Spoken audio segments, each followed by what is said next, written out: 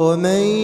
يقنت منكن لله ورسوله وتعمل صالحا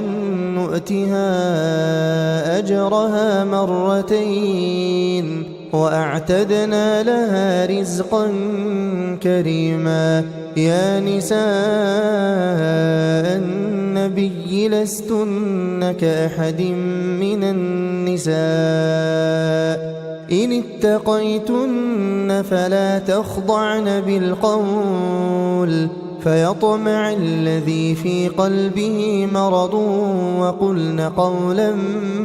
معروفا. وقرن في بيوتكن ولا تبرجن تبرج الجاهلية الأولى وأقمنا الصلاة وآتينا الزكاة وأطعنا الله ورسوله إنما يريد الله ليذهب عنكم الرجس أهل البيت ويطهركم تطهيرا. واذكرن ما يتلى في بيوتكن من آيات الله والحكمة إن الله كان لطيفا خبيرا. إن المسلمين والمسلمات والمؤمنين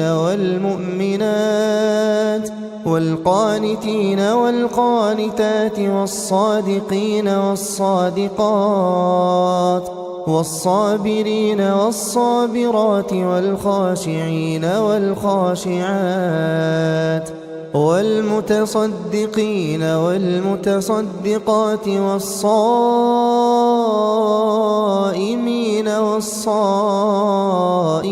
والصائمات والحافظين فروجهم والحافظات والذاكرين الله كثيرا والذاكرات أعد الله لهم مغفرة وأجرا عظيما. وما كان لمؤمن ولا مؤمنة إذا قضى الله ورسوله أمرا أن يكون لهم الخيرة من أمرهم ومن يعص الله ورسوله فقد ضل ضلالا مبينا. وإذ تقول للذي أنعم الله عليه وأنعمت عليه أمسك عليك زوجك واتق الله وتخفي في نفسك ما الله مبديه وتخشى الناس والله أحق أن تخشاه. فلما قضى زيد منها وطرا زوجناكها لكي لا يكون على المؤمنين حرج في أزواج أدعيائهم إذا قضوا منهن وطرا وكان أمر الله مفعولا. ما كان على النبي من حرج فيما فرض الله له سنة الله في الذين خلوا من قبل وكان أمر الله قدرا مقدورا. الذين يبلغون رسالات الله ويخشونه ولا يخشون أحدا إلا الله وكفى بالله حسيبا. ما كان محمد أبا أحد من رجالكم ولكن رسول الله وخاتم النبيين وكان الله بكل شيء عليما. يا أيها الذين آمنوا اذكروا الله ذكرا كثيرا وسبحوه بكرة وأصيلا. هو الذي يصلي عليكم وملائكته ليخرجكم من الظلمات إلى النور وكان بالمؤمنين رحيما تحيتهم يوم يلقونه سلام وأعد لهم أجرا كريما يا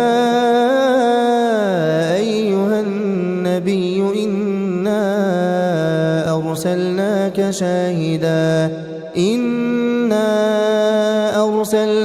شاهدا ومبشرا ونذيرا وداعيا إلى الله بإذنه وسراجا منيرا وبشر المؤمنين بأن لهم من الله فضلا كبيرا ولا تطع الكافرين والمنافقين ودع أذاهم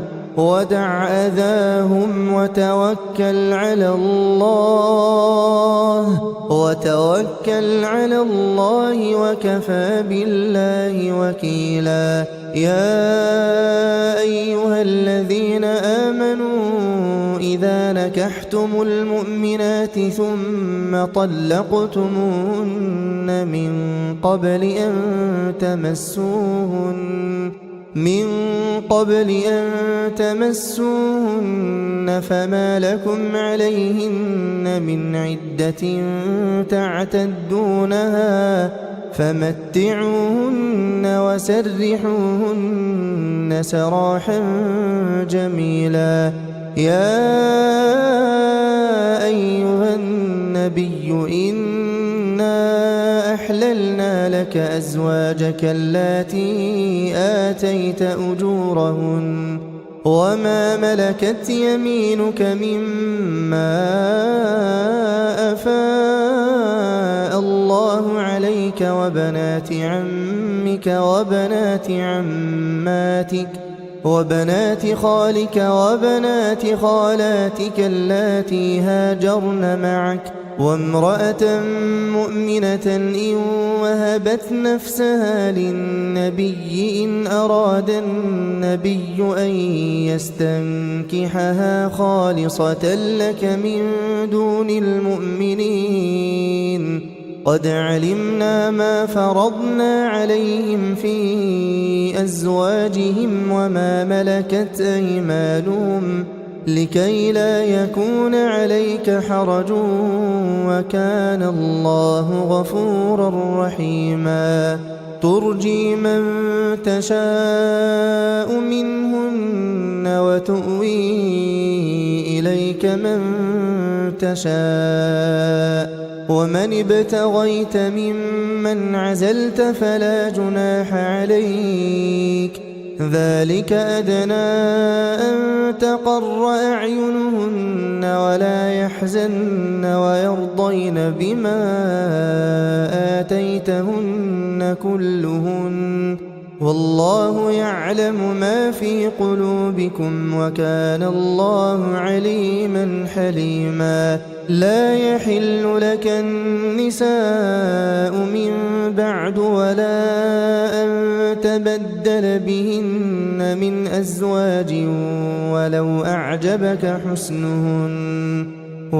أعجبك حسنهن إلا ما ملكت يمينك وكان الله على كل شيء رقيبا يا أيها الذين آمنوا لا تدخلوا بيوت النبي إلا أن يؤذن لكم إلى طعام غير ناظرين إناه ولكن إذا دعيتم فادخلوا فإذا طعمتم فانتشروا ولا مستأنسين لحديث إن ذلكم كان يؤذي النبي فيستحيي منكم والله لا يستحيي من الحق وإذا سألتموهن متاعا فاسألوهن من وراء حجاب ذلك ذلكم أطهر لقلوبكم وقلوبهن وما كان لكم أن تؤذوا رسول الله ولا أن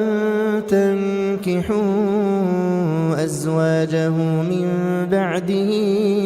أبدا إن ذلكم كان عند الله عظيما إن تبدوا شيئا أو تخفوه فإن الله كان بكل شيء عليما لا جناح عليهن في آبائهن ولا أبنائهن ولا إخوانهن ولا أبناء إخوانهن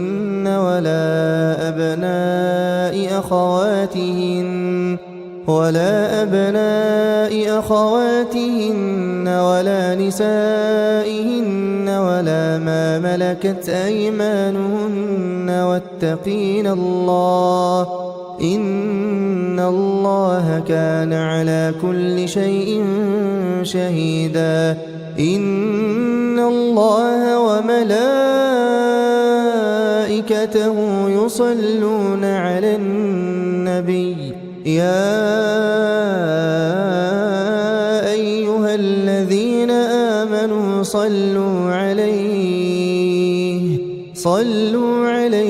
وسلموا تسليما إن الذين يؤذون الله ورسوله لعنهم الله في الدنيا والآخرة وأعد لهم عذابا مهينا والذين يؤذون المؤمنين والمؤمنات بغير ما اكتسبوا فقد احتملوا بهتانا وإثما مبينا يا أيها النبي قل لأزواجك وبناتك ونساء المؤمنين يدنين عليهن من جلابيبهن ذلك أدنى أن يعرفن فلا يؤذين وكان الله غفورا رحيما لئن لم ينته المنافقون والذين في قلوبهم مرض والمرجفون في المدينة لنغرينك بهم ثم لا يجاورونك فيها إلا قليلا ملعونين أينما ثقفوا أخذوا وقتلوا تقتيلا سنة الله في الذين خلوا من قبل ولن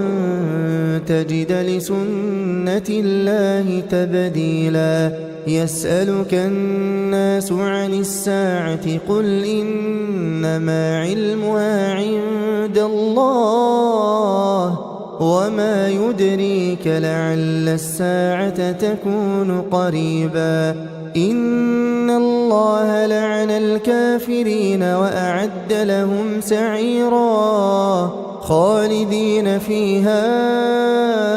أبدا لا يجدون وليا ولا نصيرا يوم تقلب وجوههم في النار يقولون يا ليتنا أطعنا الله وأطعنا الرسولا وقالوا ربنا إنا أطعنا سادتنا وكبراءنا فأضلونا السبيلا ربنا آتهم ضعفين من العذاب والعنهم لعنا كبيرا يا أيها الذين آمنوا لا تكونوا كالذين آذوا موسى فبرأه الله مما قالوا وكان عند الله وجيها يا أيها الذين آمنوا اتقوا الله اتقوا الله وقولوا قولا سديدا يصلح لكم أعمالكم ويغفر لكم ذنوبكم ومن يطع الله ورسوله فقد فاز فوزا عظيما إنا عرضنا الأمانة على السماوات والأرض والجبال فأبين أن يحملنها وأشفقن منها وحملها الإنسان إنه كان ظلوما جهولا ليعذب الله المنافقين والمنافقات والمشركين والمشركات ويتوب الله على المؤمنين والمؤمنات وكان الله غفورا رحيما بسم الله الرحمن الرحيم الحمد لله الذي له ما في السماوات وما في الأرض وله الحمد في الآخرة وهو الحكيم الخبير يعلم ما يلج في الأرض وما يخرج منها وما ينزل من السماء وما يعرج فيها وهو الرحيم الغفور وقال الذين كفروا لا تأتينا الساعة قل بلى وربي لتأتينكم عالم الغيب لا يعزب عنه مثقال ذرة في السماوات ولا في الأرض ولا أصغر من ذلك ولا أكبر إلا في كتاب مبين ليجزي الذين آمنوا وعملوا الصالحات أولئك لهم مغفرة ورزق كريم والذين سعوا في آياتنا معاجزين أولئك لهم عذاب من رجز أليم ويرى الذين أوتوا العلم الذي أنزل إليك من ربك هو الحق ويهدي إلى صراط العزيز الحميد وقال الذين كفروا هل ندلكم على رجل ينبئكم إذا مزقتم كل ممزق إنكم لفي خلق جديد أفترى على الله كذبا أم به جنة بل الذين لا يؤمنون بالآخرة في العذاب والضلال البعيد أفلم يروا إلى ما بين أيديهم وما خلفهم من السماء والأرض إن نشأ نخسف بهم الأرض أو نسقط عليهم كسفا من السماء إن في ذلك لآية لكل عبد منيب ولقد آتينا داود منا فضلا يا جبال أوبي معه والطير وألنا له الحديد أن اعمل سابغات وقدر في السرد واعملوا صالحا إني بما تعملون بصير ولسليمان الريح غدوها شهر ورواحها شهر وأسلنا له عين القطر ومن الجن من يعمل بين يديه بإذن ربه ومن يزغ منهم عن أمرنا نذقه من عذاب السعير يعملون له ما يشاء من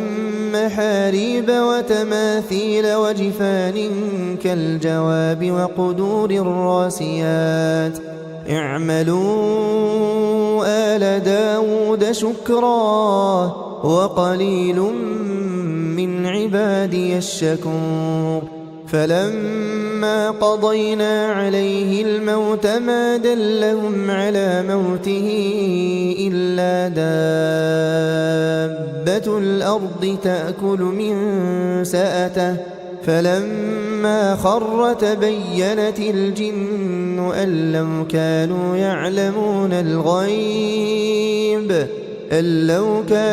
يعلمون الغيب ما لبثوا في العذاب المهين لقد كان لسبإ في مسكنهم آية جنتان عن يمين وشمال كلوا من رزق ربكم واشكروا له بلدة طيبة ورب غفور فأعرضوا فأرسلنا عليهم سيل العرم وبدلناهم بجنتيهم جنتين ذواتي أكل خمط وأثل وشيء من سدر قليل ذلك جزيناهم بما كفروا وهل نجازي إلا الكفور وجعلنا بينهم وبين القرى التي باركنا فيها قرى ظاهرة وقدرنا فيها السير سيروا فيها ليالي وأياما آمنين فقالوا ربنا باعد بين أسفارنا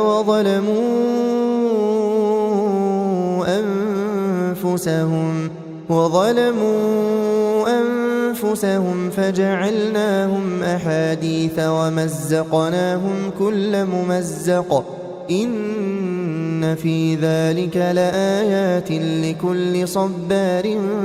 شكور ولقد صدق عليهم إبليس ظنه فاتبعوه إلا فريقا من المؤمنين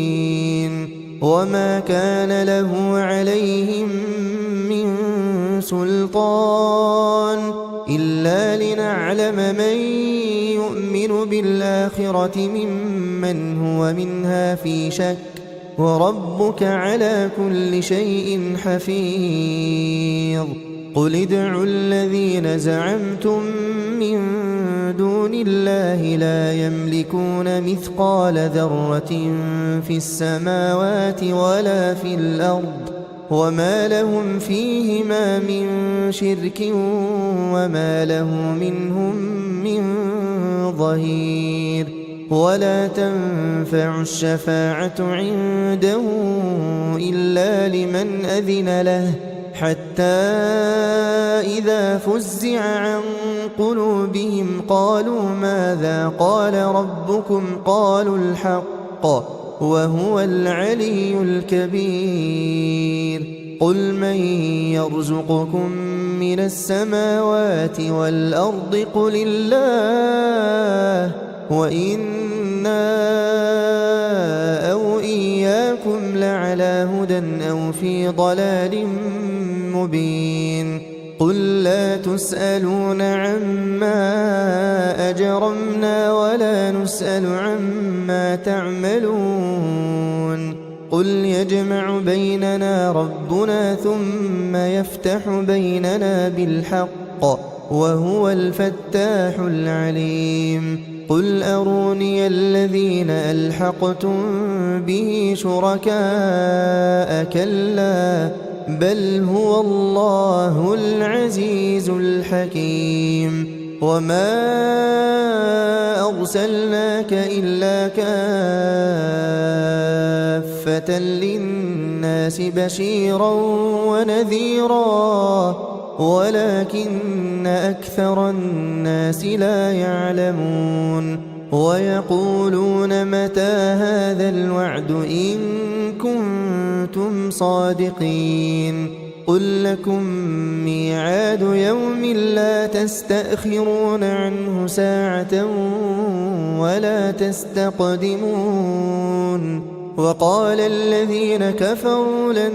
نؤمن بهذا القرآن ولا بالذي بين يديه ولو ترى إذ الظالمون موقوفون عند ربهم يرجع بعضهم إلى بعض القول يقول الذين استضعفوا للذين استكبروا لولا أنتم لكنا مؤمنين قال الذين استكبروا للذين استضعفوا أنحن صددناكم عن الهدى بعد إذ جاءكم بل كنتم مجرمين وقال الذين استضعفوا للذين استكبروا بل مكر الليل والنهار إذ تأمروننا أن نكفر بالله ونجعل له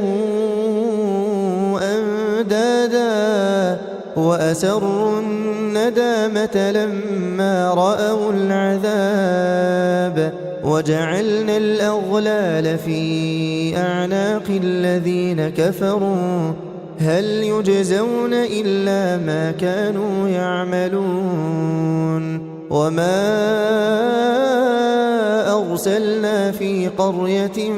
من نذير إلا قال مترفوها إنا بما أرسلتم به كافرون وقالوا نحن أكثر أموالا وأولادا وما نحن بمعذبين قل إن ربي يبسط الرزق لمن يشاء ويقدر ولكن أكثر الناس لا يعلمون وما أموالكم ولا أولادكم بالتي تقربكم عندنا زلفى إلا من آمن وعمل صالحا فأولئك لهم جزاء الضعف بما عملوا وهم في الغرفات آمنون والذين يسعون في آياتنا معاجزين أولئك في العذاب محضرون قل إن ربي يبسط الرزق لمن يشاء من عباده ويقدر له وما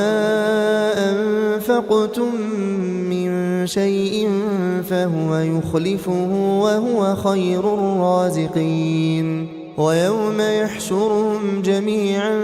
ثم يقول للملائكة أهؤلاء إياكم كانوا يعبدون قالوا سبحانك أنت ولينا من دونهم بل كانوا يعبدون الجن أكثرهم بهم مؤمنون فاليوم لا يملك بعضكم لبعض نفعا ولا ضرا ونقول للذين ظلموا ذوقوا عذاب النار التي كنتم بها تكذبون وإذا تتلى عليهم آياتنا بينات قالوا ما هذا إلا رجل يريد أن يصدكم عما كان يعبد آباؤكم وقالوا ما هذا إلا إفك مفترى وقال الذين كفروا للحق لما جاءهم إن هذا إلا سحر مبين وما آتيناهم من كتب يدرسونها وما أرسلنا إليهم قبلك من نذير وكذب الذين من قبلهم وما بلغوا معشار ما آتيناهم فكذبوا رسلي فكيف كان نكير قل إنما أعظكم بواحدة أن تقوموا لله مثنى وفرادا ثم تتفكروا ما بصاحبكم من جنة إن هو إلا نذير لكم بين يدي عذاب شديد قل ما سألتكم من أجر فهو لكم إن أجري إلا على الله وهو على كل شيء شهيد قل إن ربي يقذف بالحق علام الغيوب قل جاء الحق وما يبدئ الباطل وما يعيد قل إن ضللت فإنما أضل على نفسي وإن اهتديت فبما يوحى إلي ربي إنه سميع قريب ولو ترى إذ فزعوا فلا فوت وأخذوا من مكان قريب وقالوا آمنا به وأنى لهم التناوش من مكان بعيد وقد كفروا به من قبل ويقذفون بالغيب من مكان بعيد وحيل بينهم وبين ما يشتهون كما فعل بأشياعهم من قبل إنهم كانوا في شك مريب بسم الله الرحمن الرحيم الحمد لله فاطر السماوات والأرض جاعل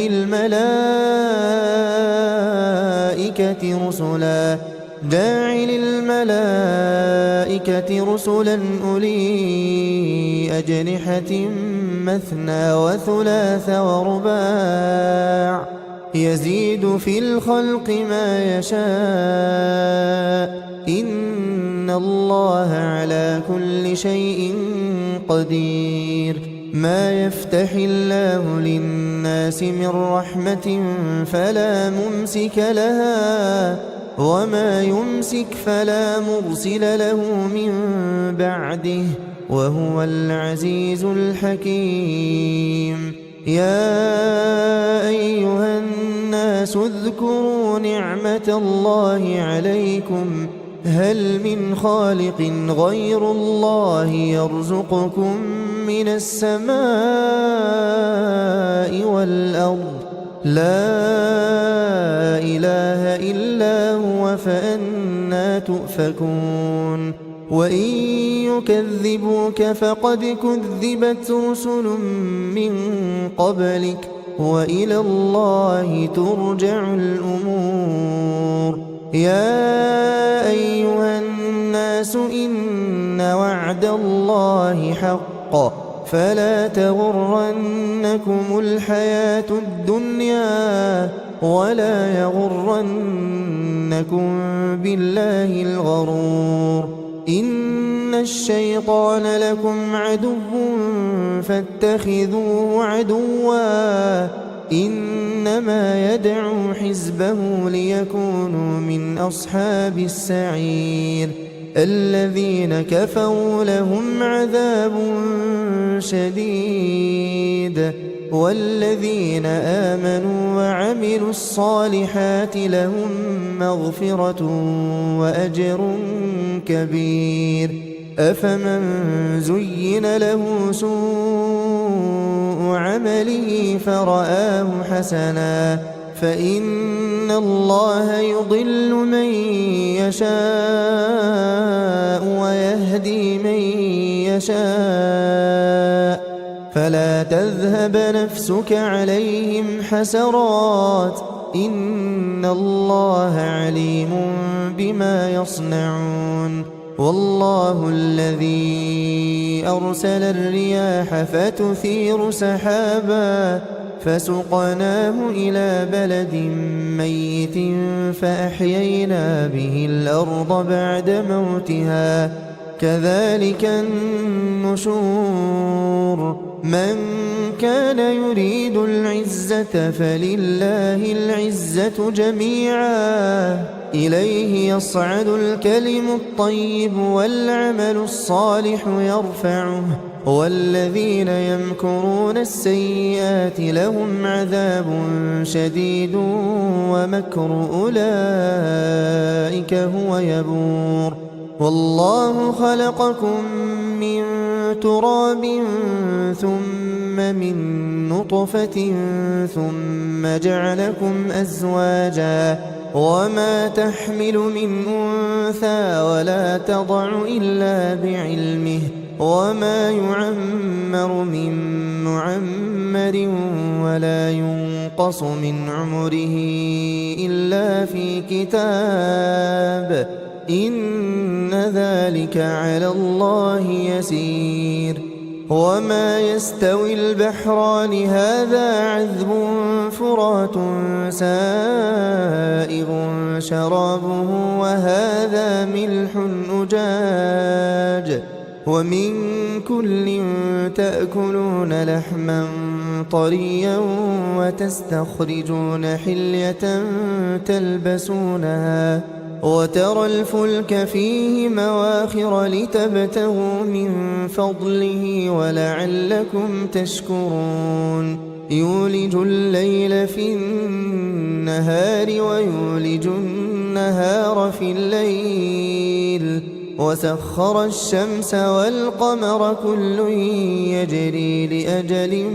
مسمى ذلكم الله ربكم له الملك والذين تدعون من دونه ما يملكون من قطمير إن تدعوهم لا يسمعوا دعاءكم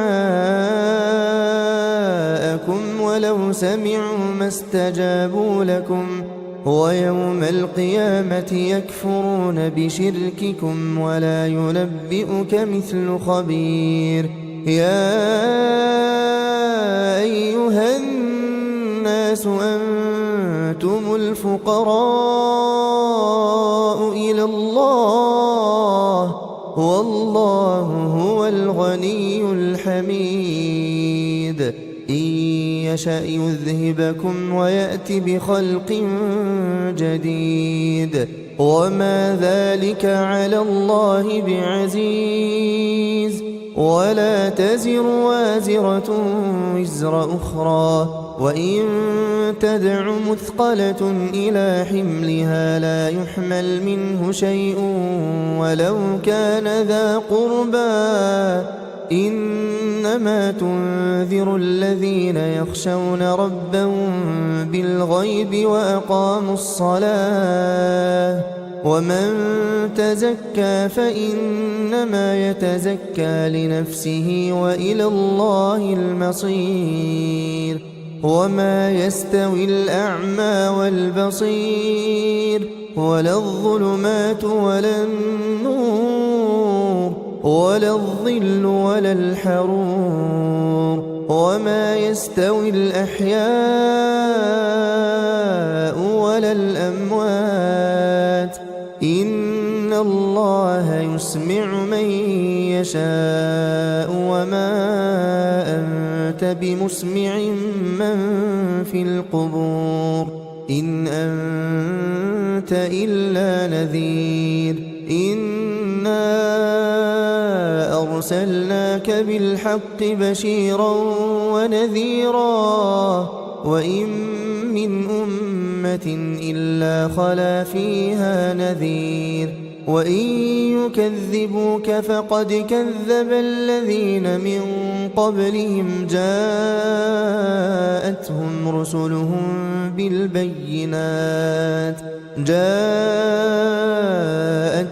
رسلهم بالبينات وبالزبر وبالكتاب المنير ثم أخذت الذين كفروا فكيف كان نكير ألم تر أن الله أنزل من السماء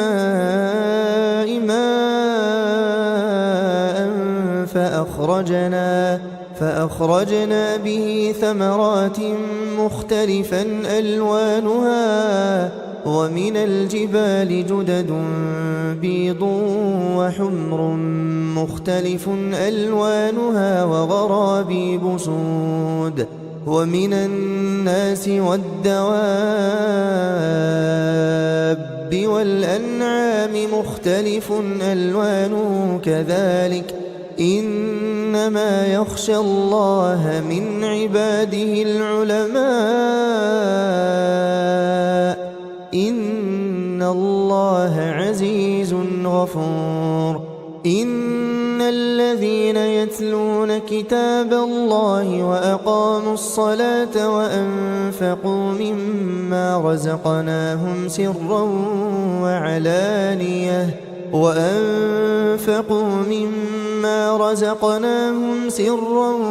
وعلانية يرجون تجارة لن تبور ليوفيهم أجورهم ويزيدهم من فضله إنه غفور شكور والذي أوحينا إليك من الكتاب هو الحق مصدقا لما بين يديه إن الله بعباده لخبير بصير ثم أورثنا الكتاب الذين اصطفينا من عبادنا فمنهم ظالم لنفسه ومنهم مقتصد ومنهم سابق بالخيرات بإذن الله ذلك هو الفضل الكبير جنات عدن يدخلونها يحلون فيها من أساور من ذهب ولؤلؤا ولباسهم فيها حرير وقالوا الحمد لله الذي أذهب عنا الحزن إن ربنا لغفور شكور الذي أحلنا دار المقامة من فضله لا يمسنا فيها نصب ولا يمسنا فيها لغوب والذين كفروا لهم نار جهنم لا يقضى عليهم فيموتوا ولا يخفف عنهم من عذابها كذلك نجزي كل كفور وهم يصطرخون فيها ربنا أخرجنا نعمل صالحا غير الذي كنا نعمل أولم نعمركم ما يتذكر فيه من تذكر وجاءكم النذير فذوقوا فما للظالمين من نصير إن الله عالم غيب السماوات والأرض إنه عليم بذات الصدور هو الذي جعلكم خلائف في الأرض فمن كفر فعليه كفره ولا يزيد الكافرين كفرهم عند ربهم إلا مقتا ولا يزيد الكافرين كفرهم إلا خسارا قل أرأيتم شركاءكم الذين تدعون من دون الله أروني ماذا خلقوا من الأرض أم لهم شرك في السماوات أم آتيناهم كتابا فهم على بينة منه بل إن يعد الظالمون بعضهم بعضا إلا غرورا إن الله يمسك السماوات والأرض أن تزولا ولئن زالتا إن أمسكهما من أحد من بعده إنه كان حليما غفورا وأقسموا بالله جهد أيمانهم لئن جاءهم نذير ليكونن أهدى من إحدى الأمم فلما جاءهم نذير ما زادهم إلا نفورا استكبارا في الأرض ومكر السيء ولا يحيق المكر السيء إلا بأهله فهل ينظرون إلا سنة الأولين فلن تجد لسنة الله تبديلا ولن تجد لسنة الله تحويلا أولم يسيروا في الأرض فينظروا كيف كان عاقبة الذين من قبلهم وكانوا أشد منهم قوة وما كان الله ليعجزه من شيء في السماوات ولا في الأرض إنه كان عليما قديرا ولو يؤاخذ الله الناس بما كسبوا ما ترك على ظهرها من دابة ولكن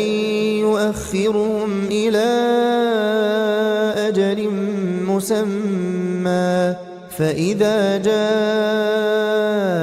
أجلهم فإن الله كان بعباده بصيرا